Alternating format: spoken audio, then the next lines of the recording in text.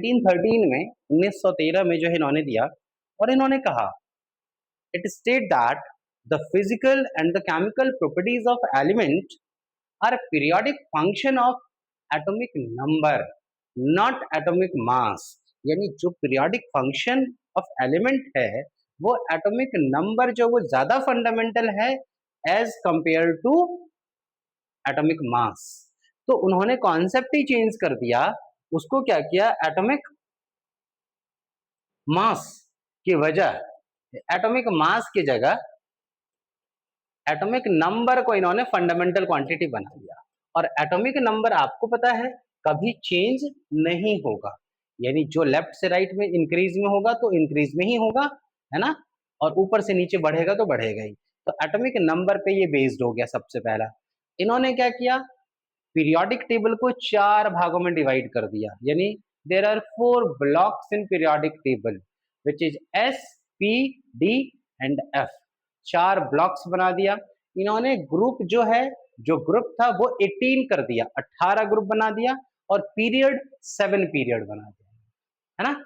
अब इन्होंने ब्लॉक्स में जैसे क्लासिफाई किया तो सबसे पहला एलिमेंट आया, मतलब ग्रुप आया हमारा, ब्लॉक आया एस ब्लॉक एलिमेंट, जिसमें the element of the group one जिसको हम लोग अल्कली मेटल्स बोलते हैं, और ग्रुप 2 जिसको अल्कलाइन अर्थ मेटल बोलते हैं, इन दोनों को एस ब्लॉक एलिमेंट बोला जाता है ना।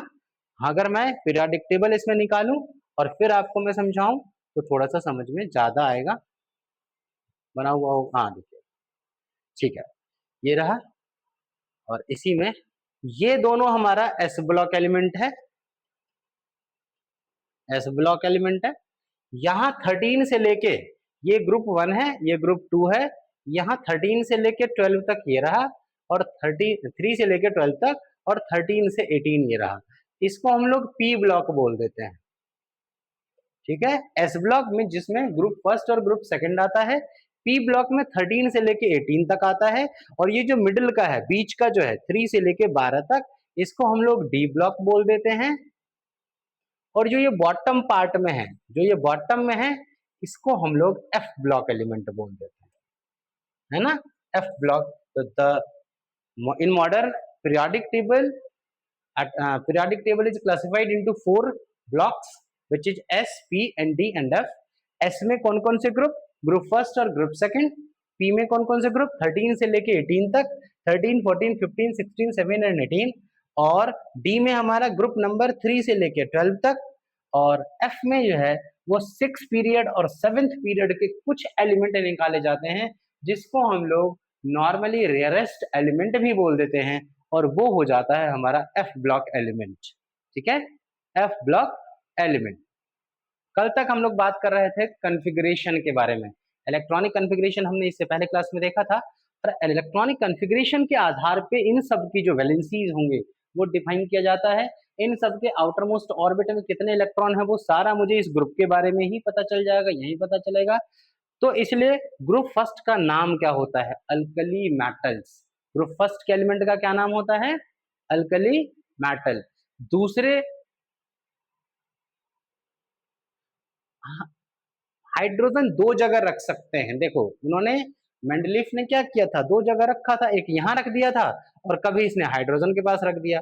तो हाइड्रोजन की जो प्रॉपर्टी मैच करती है वो जनरली क्यों, क्योंकि आउटर मोस्ट में 1 इलेक्ट्रॉन होते हैं, तो 1 इलेक्ट्रॉन वाला यही तो है, तो इस वजह से यही हाइड्रोजन रखा गया है लिथियम के ऊपर।